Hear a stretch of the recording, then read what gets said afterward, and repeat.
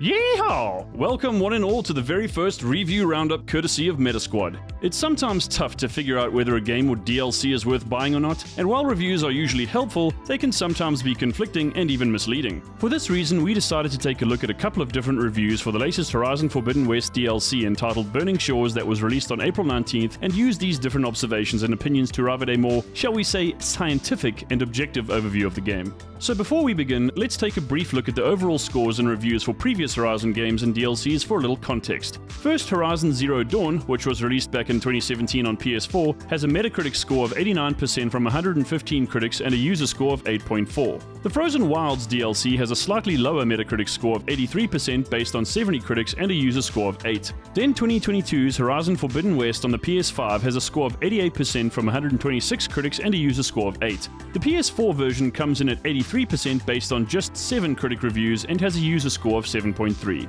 Therefore, based on the success and reception of prior games, we can reasonably expect that Burning Shores should score somewhere around the 85% mark for it to be on par with earlier releases. So does it live up to the legacy of previous entries in the franchise? Let's find out.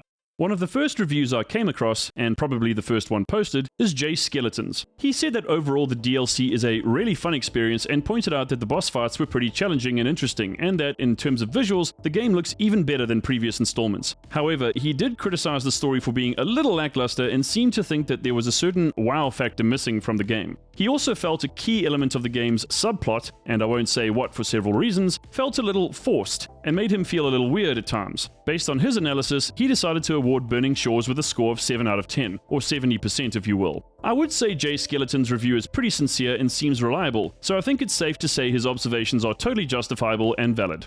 Next up is a review of Burning Shores by Jordan Midler of VGC. In his view, the villain in Burning Shores is more memorable than most of the bosses in the main game, especially seeing that the final encounter with this particular antagonist is one of the most spectacular boss sequences yet made. High praise indeed. Midler goes on to point out that Seika is the biggest highlight of the DLC, and that the development of her relationship with Aloy makes it feel like she'll play an important role in a possible follow-up game. Like JSKELETON, Midler praised the game's visuals and overall technical prowess, but also didn't see anything outside of the spectacular final boss that warranted the game being exclusive to the PS5. So make of that what you will. Please don't skewer the devs, PS4 owners. Regardless, Midler calls Burning Shores the series' emotional high point and praises it for being an exciting prologue for what he deems is an inevitable third game. However, in terms of the downsides, he cites the fact that LA as a setting isn't taken fully advantage of, and also said that there are few new machines in Burning Shores, which is a little disappointing. Overall, VGC awarded Burning Shores with 4 out of 5 stars, so we'll call that 80%. So at this point, our total score for this DLC is 75%.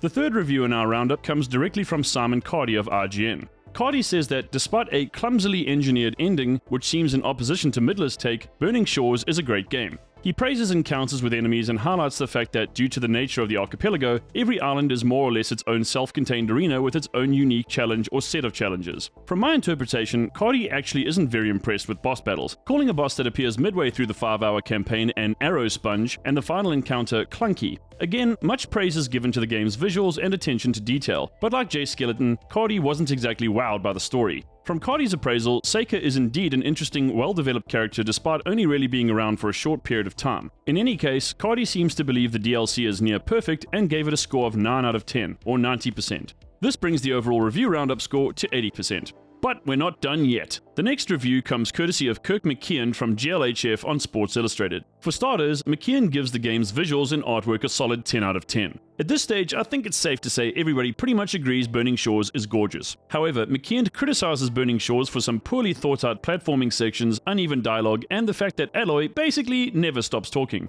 Oh dear. I gotta say, shoehorning dialogue and making characters talk for the sake of it can be really annoying, so this is a fair point. McKean says that while Burning Shores is better than Killzone's Shadowfall, it's not as good as Zero Dawn's Frozen Wilds. Like CARDY, McKean enjoys regular combat but found some of the boss battles tedious, citing certain platforming sections in the final encounter being particularly problematic. Due to the narrative and other issues related to the story, as well as some downsides in gameplay, McKean awarded Burning Shores a score of 7 out of 10, so 70%. That means our overall score for Burning Shores now stands at 78%. Our final review in this roundup comes from Dylan BLIGHT of Explosion Network. BLIGHT actually enjoyed the final boss battle, calling it the biggest fight Aloy has had in the entire franchise to date. He also really likes Seika, but points out that she doesn't actually get enough time with Aloy in this DLC for her to become as crucial as she does at the end of the main quest. BLIGHT points out that some of the side quests are simply collecting fodder, but that there is one really cool side mission that involves a memorable character from the Zero Dawn Frozen Wilds DLC, so that's a really nice touch. BLIGHT's review doesn't really go into too much more detail or point out what he didn't really like, but in any case, he gave Burning Shores a score of 7 out of 10.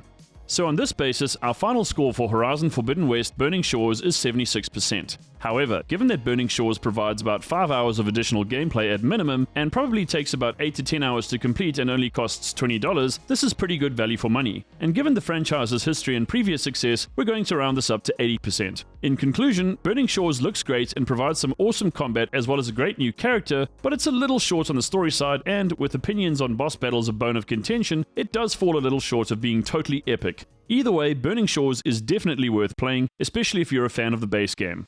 So that's it for our first review roundup. What did you think of our analysis? And do you agree with what the reviewers had to say? Please let me know in the comments. Be sure to give this video a like and subscribe to the channel so I can keep bringing you amazing gaming, VR and tech content on a daily basis. That's all for now. From me and the Queen here at MetaSquad, thanks for watching, and I'll see you in the next video. Later!